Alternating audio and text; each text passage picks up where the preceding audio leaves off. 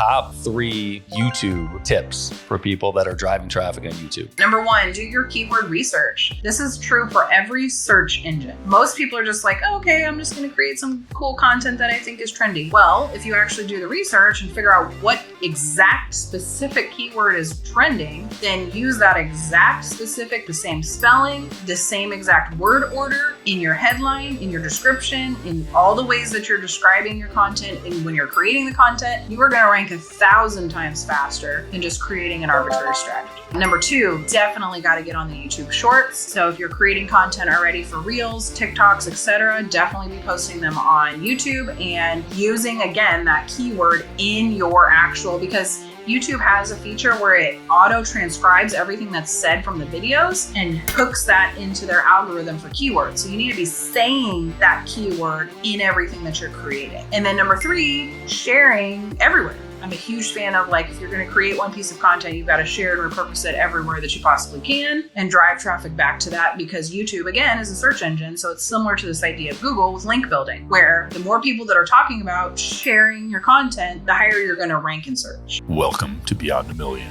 Today, I'm going to talk to Lindsay Shearer. Lindsay has multiple companies, and there are a bunch of cool things that'll come out of this conversation. One of them is we're going to dig into why she has multiple companies. So instead of having different business units under one umbrella that are good at different things or that focus on different things, she has structured her business as just separate entities with somebody new at the helm of each. And this is part of what has allowed her to be successful and create multiple 8-figure businesses. In addition, we're going to talk about the platforms that she's using to drive traffic today. This is really cool. The takeaways here are a little bit surprising to me, but how she bends some of the social platforms to drive traffic is pretty cool. In addition, we'll dig into how she's navigating building her own real estate investment fund. That's a big one if you're looking for places to put money, to just hear another entrepreneur's journey into doing that. So without further ado, here is Lindsay Shearer. Lindsay Shearer, I appreciate you carving out time to hang out. What's up, y'all? Can't wait to talk about growing and scaling. Here we go.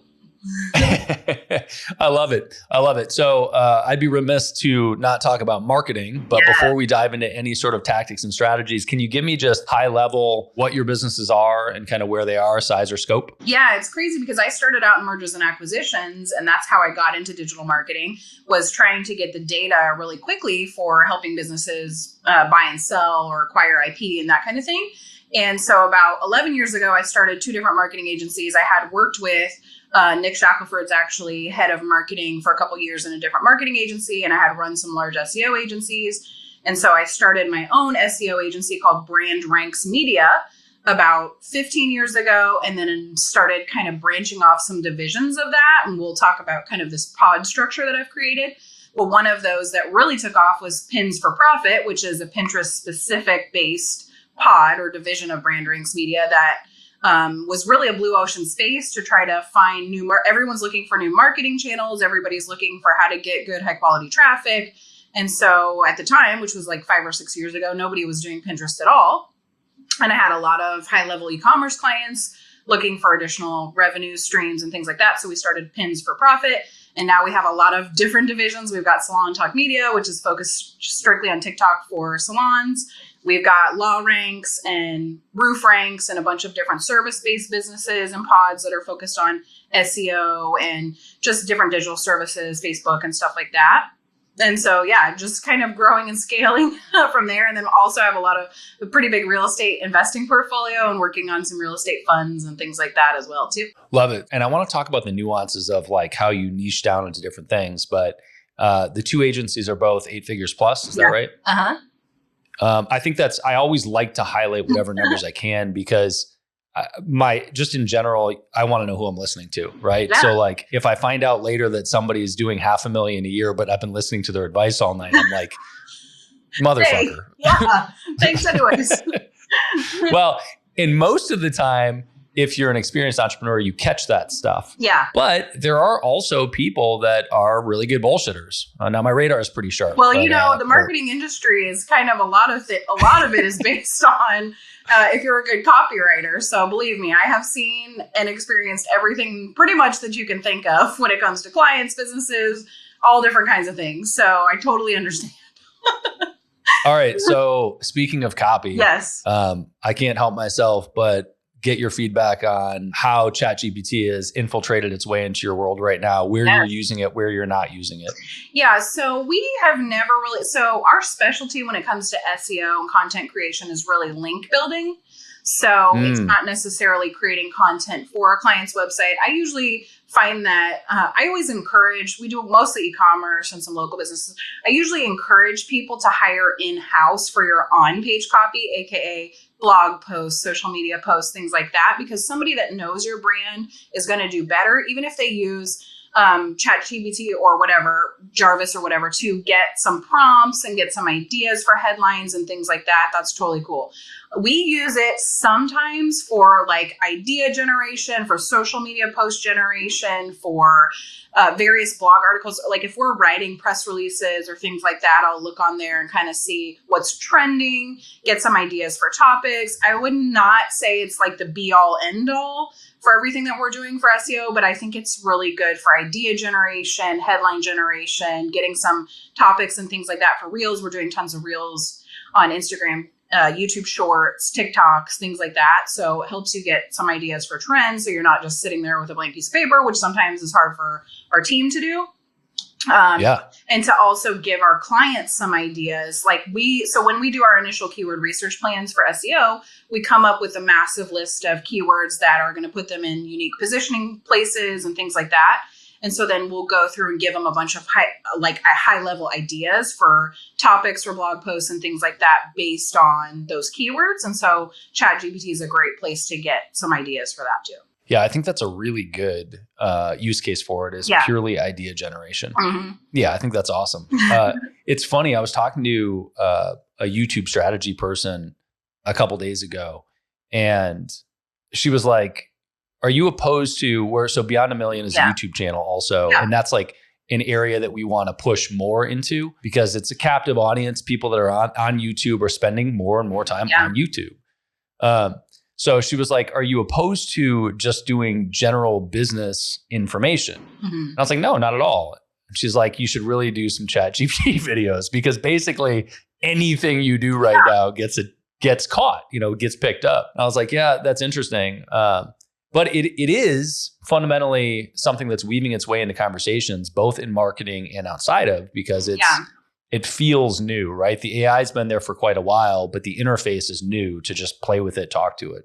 I think you can never really go wrong. We always do a mix of different strategies for things that are trending for our YouTube, for our SEO articles and things like that, mixed in with things that are going to be long-term, more consistent plays. But yeah, I think you're definitely missing the boat if you're not capitalizing on some of those trending things. And there's a lot of great trending keywords on YouTube. And I'll give you guys just a little tip as you're creating your YouTube content to help it rank higher. You want to use the keywords that you're focused on inside. You want to say them like 7 or 8 times in the actual video, write them in your descriptions, write them in your shorts. You can write them on the actual images that you're creating. You can name the images your keywords, and all of those things are going to help you be seen more as higher in relevancy inside the YouTube algorithm. So definitely use them.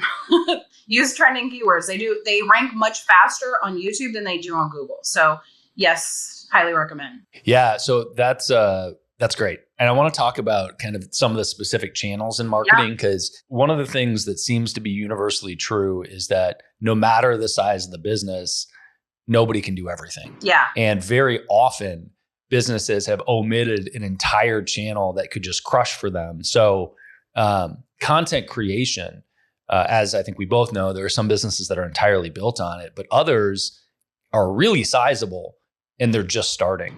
So sometimes the basics of that stuff or the nuances and the strategy around it, even to somebody that's huge, can be very helpful. But before we do that, I want to talk about the structure of your marketing agencies, because it's a little different than most people's. And you alluded to it when we first started, but can you give me a foundation of how you started and how it turned into the structure that it is? Yeah. So I knew that I had like you're saying, I think as an entrepreneur, especially in the marketing world, if you're a CEO, you essentially have to wear a lot of hats. And so I think a lot of people, when you're first starting out, you're trying to figure out where you're finding your ideal clients, what services are you offering, what is scalable, What are your ideal clients willing to pay for these different services? What do you want to do? What do you want to hire out? Different things like that. And so in that process, I always have had a background in SEO. And so that's always been my baseline of understanding is like, okay, how do we get organic ranking? Both of our agencies have been grown, 95% of them strictly with organic marketing. So we use a lot of different organic strategies, and I feel more comfortable there. Even though I run ads professionally for clients. So essentially we created our own division of essentially an SEO agency that was focused on more of a blue ocean space, which is e-commerce. Like you're saying, a lot of different brands are not using certain channels. And that's a huge one for e-commerce, especially if you have products that have a hard time. For example, certain supplement companies or things like that have a hard time sticking with ads. They get banned. You can't make claims. You can't do anything weight loss. There's like a lot of different things hormonally. We do a lot of women's brands. So there's like hormone related stuff. You can't make any kind of weight loss, any kind of image or appearance kind of claims. So we get around that a lot of times by using creative structures for our organic marketing and our organic search. So that's one way. I'm always a huge fan of trying to find a blue ocean space, something that's not super saturated, because SEO in general, I would say for most of the world is pretty saturated. You've got a lot of folks overseas that have been doing it forever, and they're doing kind of weird, different black hat, shady things. So we decided we were going to just focus on e-commerce and then ranking local businesses, because I know I do that. I can rank anything essentially online when it comes to link building. So that, and then what essentially came out of that is I started utilizing a Pinterest strategy, because I realized that Pinterest was considered very highly relevant inside Google search. So if you look, even if you're just kind of browsing Google image search or whatever, you'll see way more. If you start paying attention to how many things are ranking from Pinterest, it's way more than people realized. So essentially, I started matching up, and I created some IP called cross ranks, which is essentially a strategy that ranks multiple channels with one strategy. So search engines, Pinterest is a search engine. So ranking that search strategy with Google, with YouTube, with TikTok now. So now you can create one strategy that's using those different keywords on the different channels and helping drive relevancy back to your website through those social posts, through all the things that you're already doing, but probably didn't think about creating a unified strategy for it. So that's really where we started specializing, breaking out into Pinterest, realizing there's so much traffic to be driven there. Then they launched their ads manager. I already had tons of experience with Facebook ads and all that kind of stuff. And I was like, okay, well, we're going to master Pinterest ads. And so essentially overnight, we became the go-to people for Pinterest marketing, Pinterest ads and organic. And I feel like I sort of back-ended into it. It wasn't like intentional in the first place, but there was a blue ocean space there. And so now what we're doing is creating new pods, essentially based on different niches, things that I know that I can rank. Like I have really good relationships in the legal community. My best friend's a lawyer. She's like the head of this huge association. She's been able to get us into lots of different speaking engagements and things like that. So we have an entire division that's a pod of our business called Law Ranks. So my master business is called Brand Ranks Media. Then we have Law Ranks, which is like a little specialty pod underneath, just focused specifically on legal clients. That way, I don't have to worry about trying to present our entire brand ranks as a service to any kind of brand, but I can focus just specifically on attorneys. I can speak exactly to their needs. I can speak exactly to their desires, that kind of thing in that specific pod. I have an entire set of branding that's just specifically for that, going straight after that. We have Salon Talk Media. It's a huge thing in the salons, med spa space to get on TikTok. Nobody knows how to do it. There's no marketing agencies that are focused specifically on salons. So we created Salon Talk Media. That's just essentially focused solely on salons, TikTok only marketing. We do some Facebook and things like that too, but we lead with this TikTok blue ocean space of what people want, what they desire in that specific niche industry, and we create a pod around it.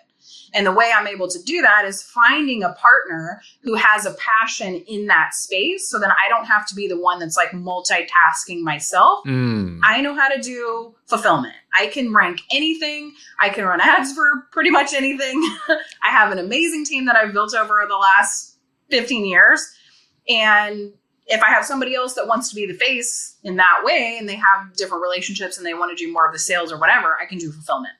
So, all right, let me break that down for a second here. So what I heard was, and correct me if I'm wrong, and I want a point of clarity, but what I heard was you have functionally kind of an umbrella company, a large overarching company, but what you're referring to as pods really are separate operating units with a specific niche that you're targeting. Mm-hmm. Yep. Is that accurate so far? Specific niche and sometimes a specific marketing channel. Like Pins for Profit is obviously just Pinterest and SEO. Salon Talk Media is mostly TikTok for salons. Law Ranks is mostly Google for legal. So got it. Yeah. And the other part of that is you said you're looking for a partner. Does that mean that each pod you have somebody that has ownership in that business unit? Yes. And that's something that I never would have opened myself up to until recent years because doing M&A and seeing that 90% of businesses essentially break up due to partnership issues, I was really never interested in having any kind of partnership. But once you start scaling, I understand. Once you start scaling though to a certain level, you realize you just cannot do it all yourself. Even if you're excellent, even if you have an amazing team, like I'm out into the world, speaking at AdWorld, speaking at Ecom World, speaking at Agency Founders, all of these huge events, that's a full-time job. Just doing speaking, getting my slides prepared, all that kind of stuff. There's no way that I can do every ounce of fulfillment, every ounce of client facing and whatever, even if I have an amazing team. People still want to see your face if you have somewhat of a personality brand. So I've opened myself up over the last 4 years or so to partnerships, and I have amazing partners, and we have really good, that's one thing that I'm super stickler on, is like super good agreements, super clear about our communication, dealing with things before they become a problem, getting off the phone if one of us is getting too heated or too passionate about something, and then just trying to set really good, clear boundaries and having someone who's a visionary and someone who's an executionist for sure. And which are you in those pictures? Is it always the same? No, actually, that's the interesting part. Like for Salon Talk and things like that, Will, who's one of my partners, he's amazing. He's super visionary. I'm visionary, but he's like really visionary. And I actually feel like I get a break from being super visionary by just being able to go in and just do some of the execution, manage the team, whatever. And then I'm really visionary. I'm like #1 face of the brand for Pins for Profit. And then my whole team handles everything. I don't really have to do a lot of back end. I do some client meetings from time to time. And then for Brand Ranks, I'm super visionary and have a full execution team too.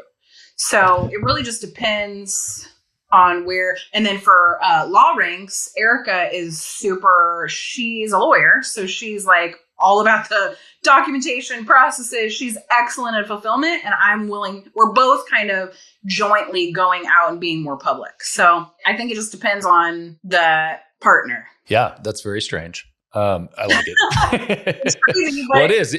It's unusual. I mean, usually what happens is people kind of fit an archetype, or they wedge themselves into an archetype and say, hey, I am the executor, or I am the operator, or I am the visionary, right? And you pick a label, but then they look for other people to fill the gap. And this is very much you're wearing a different hat in different companies. I tried the approach that you're mentioning for many years, and I did fine, but I didn't feel like I was really thriving. I felt like that there were parts of my personality that if I were to do it for a really long extended period of time, I would get bored or whatever. So this works for me. I'm not saying it works for everyone, but because I'm very creative and I like to design and I like to do a lot of things that are very visionary, it's something that I definitely, if you would have asked me this 5 years ago or 4 years ago, I would have been like, no, for sure, I'm not doing that. Now I'm like, you know what? I actually really like this. And I'm just kind of having more of a fluid relationship, I guess. Is it that there are certain topics, like certain of the pods that you're more interested in being the creative in? Yes. Okay. Yeah, definitely. So more than I would have realized. Like if you would have asked me initially, I would have said, no, for sure, I can do this, whatever. But I'm finding that I do like to, and it depends on the skills of my partners too. Like some of them have really good skills in certain areas, and that's fine. And I end up filling in the gap because I can do anything. And some of them have different desires and interests. And I can see just from work, managing people for many years, that they actually thrive better in this element.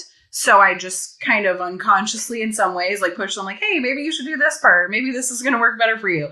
Like, oh yeah, I think that's part of being a leader is encouraging people into their gifting and into the things that they actually desire to do too. How do you find the people? Oh my gosh, I have so many great relationships for just that.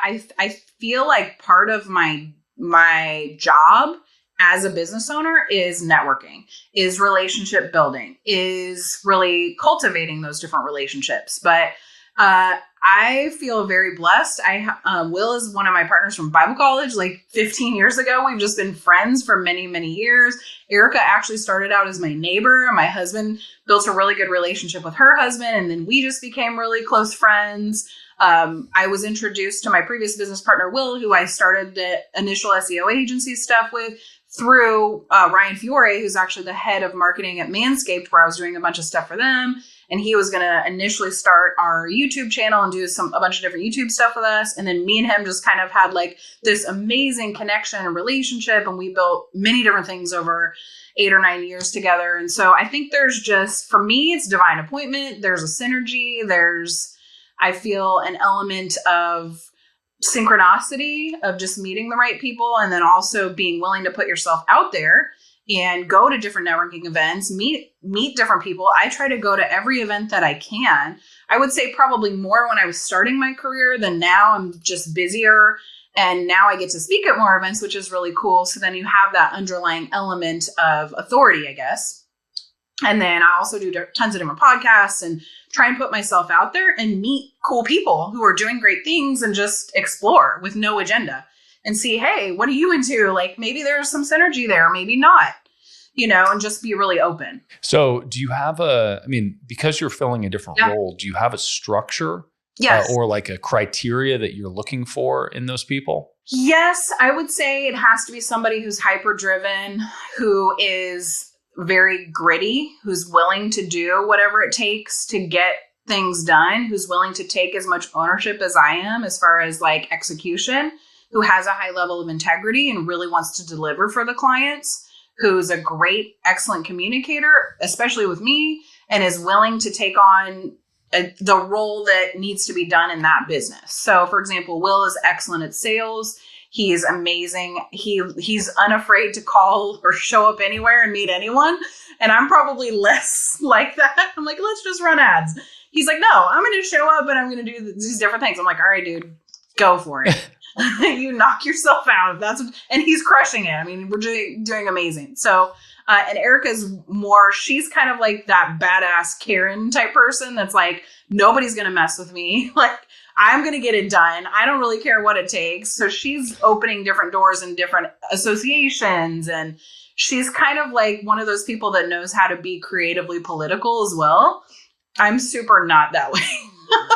So I'm like, okay, awesome. You can open all those doors. And she, we do all the different events, and her husband's like the head of all these associations and whatever. So I'm like, awesome. I'll just come and be cool and fun and the marketing person. So let me ask you, like when you talk about the structure of having the pods, there's benefit to being able to niche down, because you can get a very deliberate, specific message to your ICP really clearly, and it's going to speak loudly to them, right? Now you totally isolate yourself from the rest of the world, but you're speaking just to this audience. Yes. Hey, this agency is just for you, right? What do you think you're losing by not having the entire thing as one large agency? And why do you have it structured that way versus this one large agency? I would say the hardest part is, and this is a choice that I had to make, not everyone does it this way. Everyone kind of does it differently, or they do a pod structure, but they're not as vocal about it. I've noticed that. Two, so I made the executive decision that I was going to build my own personality brand as myself versus building the large marketing agency as its own brand. Now you'll see for example, Nick Shackelford has done this too, because he's his own personality brand. And then he has 3 different brands too. Inside there, he's got the GeekX, the events, Constant Creative, and then Structured Agency. So each of those, he has the resources, time, effort, energy, staff to build each of those as a separate brand. I just personally didn't want to do that. I knew that I was going to have to do a personality brand for myself. And that leaves me open to some things that don't pigeonhole me just specifically to marketing. Like, for example, we're starting a fund. I'm going to be doing a lot more real estate, a lot more investing topics and things like that, which I think that's the natural progression if you look at anybody who's like a really highly successful entrepreneur that has a personality brand, at some point, like you're Tony Robbins, like everybody starts opening up more into this investing relationship or investing dialogue or real estate dialogue. There's got to be a bigger vehicle to get people to that result. And I realize that marketing is a great vehicle. It's an amazing thing that's opened so many doors for me, but I don't think it's the biggest vehicle to get me where it is that I know my purpose and my destiny is. And so for me, I had to make that executive decision that we weren't going to just build the agency as a brand. We're going to do me as a brand, and then we have our micro agencies, and I don't really care if I get publicity about those or not. Pins for Profit seems to have taken off and done really well, and that's the most recognizable because it's the most tied with my personal messaging and brand. So everybody has to make their own executive decision. Do you think so? But I mean, in theory, you could do the agency as a brand and have, I mean, I could pick 1,000 examples, but you could have the agency. And then you brought up a good point, which is that often inside of a large branded agency, they have departments or pods that specialize on, Facebook ads or the organic content, right? Or their SEO team or whatever, and still do it that way and have your personal brand. But ultimately the decision was, it sounds like, you found people that really took ownership of the pods, which freed up some time to create a personal brand for yourself and leverage it that way. Yep. There's a million ways to do it. I've seen many people like Eddie Malouf does his 4 Media Marketing, and the 4 Media Marketing has its own podcast. I just didn't do it that way. I didn't feel super connected to that. So just because I am a visionary and I didn't want to be like in a box of like, okay, now I'm growing this huge brand. And I know how much time, effort, and energy it takes to grow a following and all that kind of stuff. And I was like, I'll just do the personal one. And then we can have like little divisions that break off. And if they crush it, great. And I don't have to be super attached to the outcome of that. Yeah. And the other, and I want to pivot into the real estate stuff because I think it's, I spend a ton of time in real estate and just love it. I like physical assets and I like space. Like I like creating space. Yeah. But I think you're spot on that at some point, most entrepreneurs, and you mentioned brands moving into it, but I think in general, just there's creating revenue and then there's building wealth. Exactly. And many, many, many people, the wealth building chapter comes through investment after you've generated revenue, right? Right. And there are some, obviously, if you hit it out of the fucking park, right? If you create the unicorn and have some ridiculous exit, you've just got a ton of cash. But what do you do with it then? Yeah. And so there's a huge chapter of how to invest and also how to not get fucked on taxes. But oh my God, don't even get me started about that. I think I might. Best tax strategies. Exactly. I feel like, I'm really big silver and hard assets too, for sure. Let's talk about just basic ideas for what you invest in. So you said silver, hard assets, and then real estate. I want to talk about like what type of real estate and how you got into it, because I think the path is always different. In real estate alone, there's, dozens of asset classes that all operate totally differently, and people niche down to one, or they're kind of broad. And how did you get into it, and what other things do you tend to invest in before we get into the fund? Because I think that's another chapter. Yes. So my husband and I started. So he's from Louisiana. I'm not from here. I just moved here with him a few years ago and we got married. And I'm from San Diego, where it's extremely expensive to buy anything. So when I moved here, I was like, holy crap, I'm like a multimillionaire overnight. I can buy like a garage sale. All these I just like went on a buying spree. My mom's like, you're crazy. I'm like, so what? Not really. I'm creating generational wealth. So essentially we started with single family units, and then we bought or single family homes, really, because there's a lot of them for sale here and they're like $200,000 in that range. And so I was like, oh yeah, I was so excited. Then I realized Okay, so we also started doing short-term rent. We did a mixture of short-term and long-term rentals.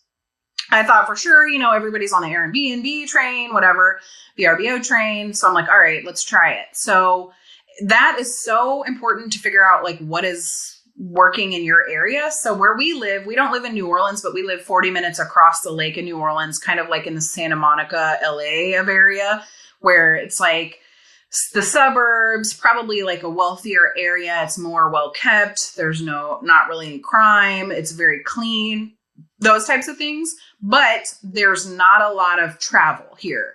So for things like Airbnb, so we have multiple Airbnbs. It was something I decided, and I'm actually, since I just got a message from my accountant this morning, so I was working on the different stuff for our taxes because they have to be ready for the businesses to file. Anyway, so essentially I was looking at the numbers and I'm like, wow, okay, I spend so much time on this Airbnb life and it makes way less money in this area than our standard rentals. So our longer term rentals. Now, the issue that I started realizing with single family rentals is if you have a problem, like for example, we have to replace the AC unit just went out in one of our rentals. That's going to be a minimum $6,000, whatever. That's something that's not hitting multi-unit. You just have one property that essentially just took 3 months of rent from that property because we try to do nothing less than $2,000 a month on our single families. So, but there goes 3,000, 3 months worth. You try to do nothing less than 2,000 a month in gross income. Yes, in gross income per property. As rent. Got it. Yes. Mm-hmm. So like the 10% multiplier. So essentially, I was like, sorry, just for everybody else, can you explain that? Yeah. So on a $200,000 property, you want to make sure that you're grossing 10% of that amount per year. So in our matrix of flow, we're looking for properties around that price that we know we can get a rent each month of $2,000-ish a month. That has seemed to be a good number for us. We know we can make that work like just in our different expenses and different things that we have. So essentially. And that's assuming 20% down traditional mortgage? Actually, we paid cash for all of our properties, but if I had to do it again, I probably wouldn't. So now but I mean, either way, and there's a lot of reasons why that happened. And now you can refinance even if you do pay all cash or whatever. I needed to get cash out of our businesses and whatever. So there was a reason for it. But essentially now, I mean, that's why we're starting a fund. So I don't have to go and raise money from a bank.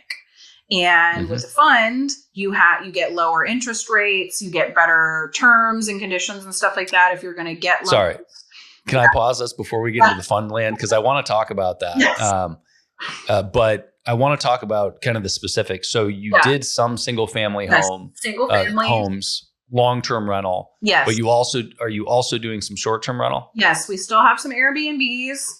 Or whatever, VRBOs you want to call it, short-term rentals. They are harder to manage. You have you have to furnish them. You have to make sure that the grounds and everything are really nice. Yeah, we have pools. So you're like have pool maintenance. You've got, it's extremely windy here, which is so annoying because you've got to have somebody go out and blow like 3 or 4 times a week, it seems like, to like keep the grounds clear. So that when the people come, because it's this whole game of like reviews, right? So you want to have good reviews. When they come to the property, you want to make sure that everything's beautiful. I spend a fortune on pest control because I'm like terrified of bugs. And this is Louisiana. And there are a lot of bugs. This is the freaking swamp. Bugs. So there's all this stuff that I didn't know about that I had to like get thrown in the deep end. And so I'm like paranoid that anybody would ever come into our house and there would be a bug on the floor. I know it would be dead, but whatever. It's just my own personal OCD. So you've got all this different maintenance and different things. And then we have a huge property that's like 5 acres now. And we had an extra house on that property. And I was like, okay, well, let's try Airbnb that. I would never again do another Airbnb on my property. No, I would never do that. Oh yeah. I think it depends on how your property's set up too. Like if we have plenty of space, but they can still use the pool. They can still use one of the fire pits. Like, yeah, there's different. You're sharing space with somebody else then. And now I'm creating farms, and that's another thing we'll talk about funds. But so time and a place in life for sure, right? There's animals, there's chickens and goats. Like, anyways, most people probably don't want to deal with that when they're going on vacation. So here's the question for you. Single family and Airbnb, single family long-term rental and short-term rental. Those are the two kind of real estate things that you're actively involved in. That's where we started. Now we're doing more multifamilies and getting more into the storage units. But really my passion is farming and creating sustainable food supply. So that's my next. So Adrian's dad has different properties or whatever. They've been in real estate a long time. I was never in real estate until like a few years ago because I wanted all my assets to be liquid.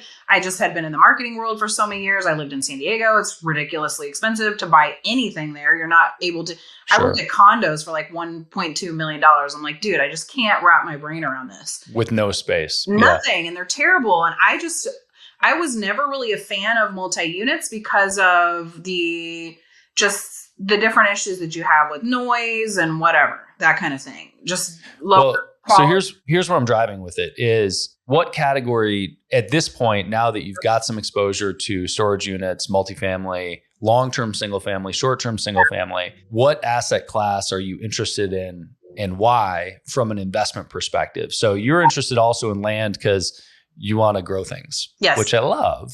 And that, by the way, is a different, for me, that's like, that fits a category of my life of there are investments where my utility of the investment is important. So like I have ownership in a club in Austin, but I refer to it as a club investment, not because I literally own a club, but because it's like I'm a part of a club by owning it. I get access to it and I'm connected to the investors. But that's really the reason. It's not about the return. But inside the real estate portfolio, let's omit that for a second and say, yes, you want to buy land so that you can grow goodies. But from an operational perspective and return, what asset class do you like and why? I personally like farming. So this is something that I didn't know when I first got into this, is that farmers will rent your land from you, just like they would a property for multi-unit or whatever, single family. So you can actually create and you can negotiate. There's so many creative, fun things that people don't realize. For starters, with farming land, you can get a lot of government grants. You can get a lot of different tax breaks, things that are not available on any of these other properties unless you're creating faceted structures in which you're borrowing your own money through IULs and things like that to get those, or you're creating your own funds and you figure out, that's what I'm working on now, is trying to figure out the tax breaks through funds. So essentially, the reason why I love farms is because you're creating something for the community, which is, I have a personal passion for. You have an ownership of your own food supply, which with all the crap that's happening in the world right now is very important. And second of all, you have income that people don't realize is there through different government programs, different government grants, and farmers actually renting your land from you to use it. So you can get all kinds of money for clearing the land, for creating utilities, for different equipment, for all different kinds of stuff. Yeah, I have a very good friend in Austin that just before the pandemic, man, this guy, I don't know, he's got a crystal ball, or I think he gets pulled towards things and they seem to work out. But he bought 200 acres east of Austin and for nothing. For like 2.1 million for 200 acres. But here's what's crazy is the hay on the land alone. If you harvest the hay, it's like $150,000 a year that he can sell the hay for. He pays somebody $50,000 a year to manage the whole process. He uses the $100,000 a year to pay for the mortgage on the land. And here's the hook. Because of the hay and some cattle, he gets an agriculture exemption, which brings his tax to like nothing. Right. And the ag exemption is this huge part of farming. And you mentioned, leasing the land to a farmer, which is another stellar play. Or you can run the business yourself. Right. Totally. It just depends on how involved you want to be with any anything that you're doing. Totally. So with the other real estate, are you involved? Do you have somebody that manages it for you? The short-term rentals, obviously, I know are a process because there's people coming in and out of those things all the time. I'm not really a fan of those. I feel that I would never do short-term again unless I were buying like in Florida or somewhere that is an actual destination. So that's the thing for you is that you just don't have enough traffic through it where it feels like not where we live it's now. full. No. Mm-hmm. And I personally, so after having done this for a long time now, I would say I personally want to live near my rentals so that just because I guess I'm a little OCD about stuff, I want to know what's happening on my property. Like I want to make sure, I mean, we have cameras on every inch of our property. So I know what is happening at all times. And I just feel like if something goes wrong or there's an emergency, the hardest part for us has been finding and hiring good people to do different farming and management and stuff like that. So if you find that or you have like family members or somebody who can run it, I highly recommend it. If you don't, it's a nightmare. So I would say if I had to do I think you've defined every business ever, right? If you don't find good people, it just sucks. Oh my God, it's so true. But specifically, I don't know. And if that's just because of my own personal desires with our real estate, I know a lot of people that have huge holdings all over the country and they just like are fine with it. I'm personally have a harder time. So I think it just depends on your threshold and tolerance. And I wouldn't have known that until we started having a bunch of Airbnbs. I thought, oh, this is a great idea. I'm going to jump on the train and blah, blah, blah. No, I hate it. I don't want to do that. That makes sense. Okay, so tell me about the structure of the fund, and then I want to get back to kind of some tactics around marketing because you spend a lot of time in it, and I think people can learn from that. But so, how did you organize the fund? And I want to give some foundation of why we're talking about it, because it seemed like you framed it as a natural progression for you. Yeah. Right. It was, hey, eventually this is the vehicle and the lever to be able to create generational wealth. Right. And as I've gone through my own journey in business, more and more I'm exposed to people that have decided that was the case for them also. And so I see more and more use cases for this and more types of people get involved. How are you structuring it? And what's the kind of the general makeup for Lindsay Shearer and company? Yes. So essentially I wanted to when I very first started, I thought I was going to have a fund of funds, they call it, where you have essentially different types of funds that are doing specific things. But now that I'm learning more about the agricultural side, I realize, okay, there's a way that you can make exemptions inside one fund for multiple things that you want to do. So it really just depends on what you want to do. So, and for those of you guys that don't know exactly the idea and concept of a fund, it's essentially bringing other people's money together inside an investment vehicle. And you have the typical structure, what are called limited partners, which are essentially the investors, people who are bringing their money to the table. And then you typically have a general partner or a board of general partners, which in this case would be me, who is somebody, and there's 3 different roles that they can fill, which is admin roles, finding the deals, and actually finding funds for the deals. So finding investors. So the general partner can have different roles. And for me personally, I already know where a lot of the deals are. I've built a lot of relationships down here. My husband has been working in this area in real estate for many, many years. So we already have a lot of that general partnership role done together. And then for funding requirements, for reporting requirements, you have to have some type of a third-party entity in order for the SEC and your funding boards to have transparency in reporting. So most people do that through hiring some kind of an accounting firm or whatever. And so that's what we're doing. I would say, and then I have a structure for that third position, which is people who are coming in to help us raise money. I know a lot of people, so I'm doing a lot of the raising myself. And then I also have it open to people who can do it on a commission-based basis. So anybody that wants to bring money into our fund, they can get a percentage commission based on whatever. And they also have the ability to become one of the limited partners, it's called, where if they want to invest their own money into the fund and get a return, they can do that as well.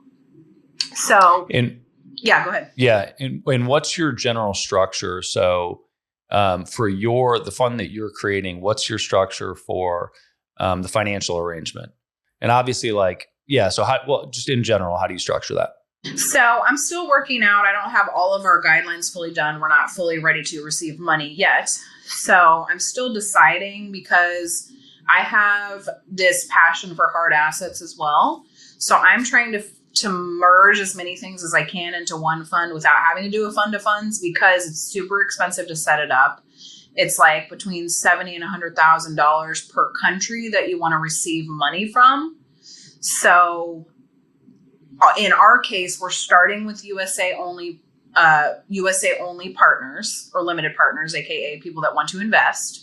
And we've got essentially 80% of the portfolio is going to be real estate. So mostly farmland and multifamily units.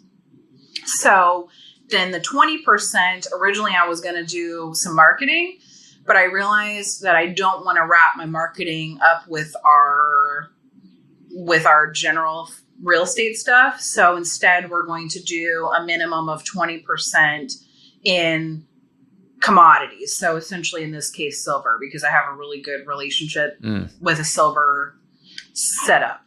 So we'll have 20% of that. And then I have some creative things that we're doing that I can't talk about yet because they're still not fully developed, but to give some interesting benefits to our investors. And and like you said, this isn't fully structured, but in general, on a given fund that you're creating, what are the general partners, i.e. you and your company? What's your return or what are you keeping and what are you offering to the limited partners? And how do you structure that or how do you think about that? The general partner gets essentially a salary to do their job, depending on if they're finding goals, if they are doing a percentage of the accounting. And if they would be treated just like a regular investment raiser. So they get a percentage of whatever money they bring in. The general partner is structured that way. Now, the general partner is still allowed to become a limited partner as well, where they can put their own money in and get whatever decided upon return, which we're shooting for between 5 and 8%, but it's going to be like per year as a dividend. And the limited partners, it's my goal to set up a structure that eventually me as the general partner will actually own all of the properties in the investment portfolio.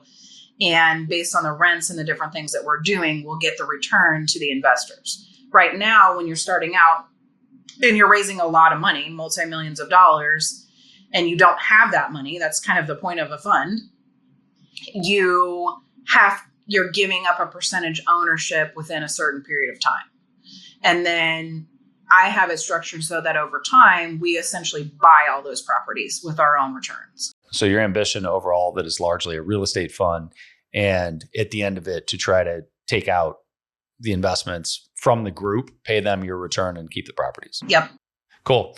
Well, I appreciate going through that. Yeah. Look, I know we're coming up on time, but I want to talk about if you're a game for it, kind of tactics around some of the specific social channels. And Pinterest is just a bizarre one because very few people are doing it. And I know that people do it. I just don't know the specifics. So I would love if you can talk about kind of why, like everything that you can, but first off, why does Pinterest rank? Like, why does that rank in Google the way that it does? Why does it get favor? And then what's the game? What's the structure to get that traffic and drive it back? So Pinterest is a search engine. Most people think it's a social media site, and it's kind of been branded like a social media site, but really it doesn't function like a social media site at all. And most of the reason why people don't have that much success or don't take it seriously is because they're applying social media strategies to it, and it's never going to work. So we applied search strategies to Pinterest. Now, the quality of users on Pinterest is excellent. There are over 51% of the people that are on there every single week. 93% of people on the platform have made a purchase from the platform. There is extremely high purchase intent, and people are really looking for solutions to their problems. So if you think about it like a mini version of Google, where it's actually an image search engine, a visual search engine, where you can see, it's the only place where you can see an image, really save it, come back later and purchase. So it's got a really unique set of skills, Liam Nielsen wise, that you have to really learn to master with search intent. And so that's really the game, and that's why we became so good at it so fast, because I understand search intent and I was using it to master for search intent, and I knew that Google favors it. And I was just reading on some Reddit blogs this last couple of weeks. Everyone's like all pissed off, like, oh, damn it, Pinterest is ranking really high again. And I'm like, yes, in the background, because Google knows the quality of the users on Pinterest. They know the quality of the content that's getting visibility on there. And so it showcases as another search engine. So it's considered high authority because the Pinterest search engine is ranking things in high authority. And then Google's picking that up as, oh, okay, this search engine that we respect is ranking this content as high authority. Love it. That's awesome. I think that lens is super helpful in general. One of the things that becomes challenging is what content and why. So like, are there certain types of businesses that you would use on Pinterest and certain that you wouldn't? Mm-hmm. Like, it makes sense if you are, to me in my head, it makes sense if you are, an arts and crafts company or a furniture company or something, right? Yeah. But what are the industries that somebody be like, really? You're using Pinterest to grow that you have done with companies? It's blown my mind. I mean, so many people were sleeping on it for so long. I always say Pinterest isn't just for wedding planning anymore. I mean, now the highest performing industries, I would say, consistently are mom and baby brands, anything to do with beauty, skincare, hair care, that kind of thing. Fashion does really well.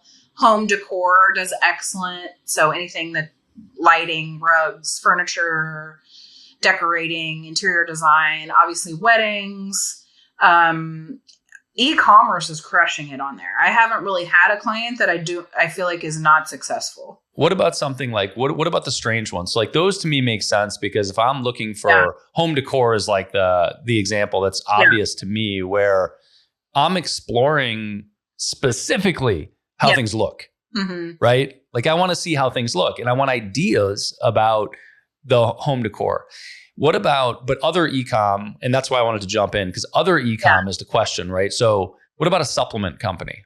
Yeah, we've done really well with different supplement companies. Usually the ones that are branded a little bit more flashy do better.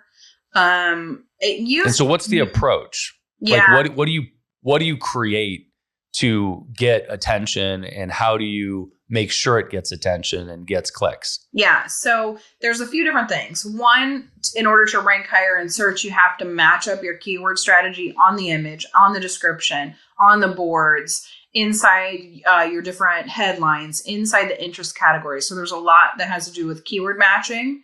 And then there's the result that people are trying to get from the product.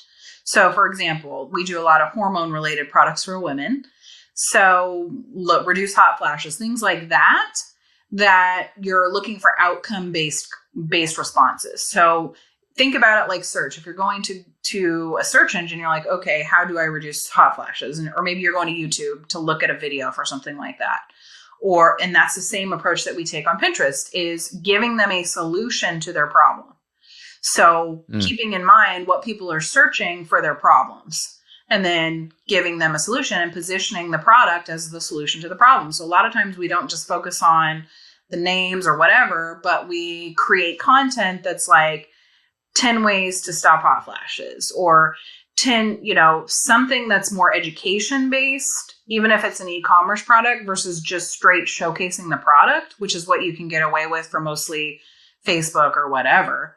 But in order for it to work on search, you've got to be more creative with the results. Got it. So you are creating content and hosting it on Pinterest, and that's getting search visibility, pins, etc. Yep. And then you're linking out to a site, a landing page, website, product page, blog post, whatever it is. Got it. And how do you think about that content creation? So you mentioned 10 ways to, or, top 3 things, or is it the same kind of hooks that you would use on a landing page or on a meme, like in a social post where it's like one surprising thing are they the same types of hooks, or do you have kind of unique Pinterest things? Yes, and there's similar types of content on Pinterest to, like, for example, a reel or a TikTok video. They have what are called idea pins, which is essentially the same thing, where you're trying to be a little sexier, trying to get more of a hook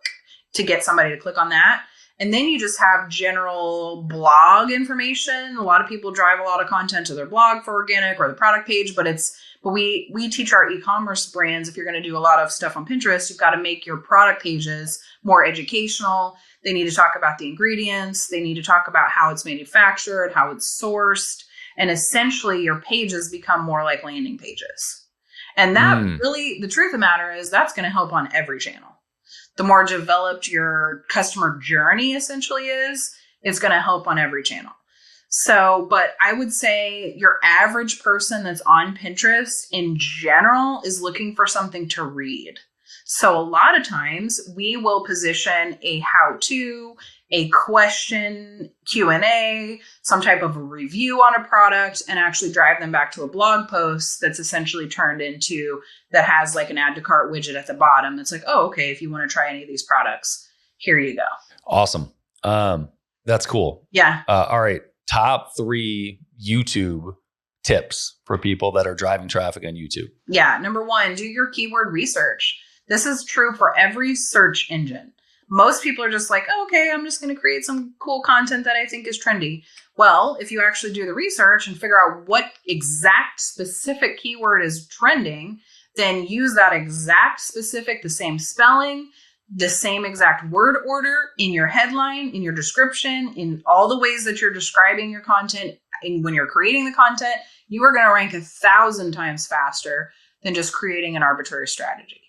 Number 2, definitely got to get on the YouTube Shorts. So if you're creating content already for Reels, TikToks, etc., definitely be posting them on YouTube and using, again, that keyword in your actual, because YouTube has a feature where it auto transcribes everything that's said from the videos and hooks that into their algorithm for keywords. So you need to be saying that keyword in everything that you're creating. And then number 3, sharing everywhere. Sharing your content, you can repurpose it. I'm a huge fan of, like, if you're going to create one piece of content, you've got to share and repurpose it everywhere that you possibly can and drive traffic back to that, because YouTube, again, is a search engine. So it's similar to this idea of Google with link building, where the more people that are talking about sharing your content, the higher you're going to rank in search. Awesome. Most underrated platform to drive traffic from? It's a good one. It depends on the type of brand. I would say for e-commerce, it is Google for sure, Google search engine. For local business, it's also the Google Maps and the Google search for maps and location specific. For most local businesses, it's also TikTok. Nobody's hardly using TikTok for local business yet, and definitely not YouTube Shorts for that. Info products for sure, TikTok and YouTube Shorts. You're still getting away with a good bit of stuff from Reels on Instagram too. Dig it. What is something that you wish you knew when you started that you know now? Oh man. Oh my God. My husband and I fight about this all the time because he's not a marketing guy. And I'm like, dang it, just listen to me. I would hire way faster. I would hyper niche, micro niche way faster. I would start my real estate journey way earlier. I would start my fund journey way earlier. This is one thing I did do really well in my career, but I still feel like I could have gone harder. I went really hard for mentorship and learning and worked so hard on my mental thinking processes. Most people are not addressing the healing journey that you need to go on just in life. There's so much stuff that affects our underlying thinking process, and you self-sabotage. That has been the hardest part of my journey as an entrepreneur, for sure, by far. And I went really hard on that, but I probably could have gone harder, but I just didn't know. You don't know what you don't know. And so I would definitely go harder on a healing journey as a younger person on how I'm making decisions. I'm thinking about how am I making decisions. And I felt like most of my 20s, even though most people would probably look, oh, you had a best-selling book, I had great agencies, I had different things, but I didn't have a focus. That's part of the journey, like trying and testing different things. But I would say if I would have had a really good mentor that understood finances and understood these different things with the fund, I would have taken a totally different direction and made a lot more money a lot faster. That's awesome. One more. Okay. What are you doubling down on this year? At this point, you're established. You've got a couple 8-figure companies. You've got a fund that you're starting. Right. What growth mechanism are you doubling down on right now? That's a good question. I feel like I've been slightly scattered, so I don't know if I have the perfect answer for you, because really I am doubling down on international farming and setting up international, essentially dual citizenship situations.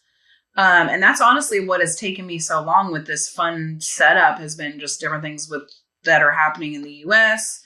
I'm also doubling down on real hard assets because I know the CBDC, the digital currency, is coming, and oh my God, don't even get me started on that. But essentially I'm like, I got to hustle my ass off and buy more property and buy more real estate within the next 2 years, and create bigger vehicles for wealth in the next 2 years for sure. Got it. Awesome. Well, I appreciate you carving out some time.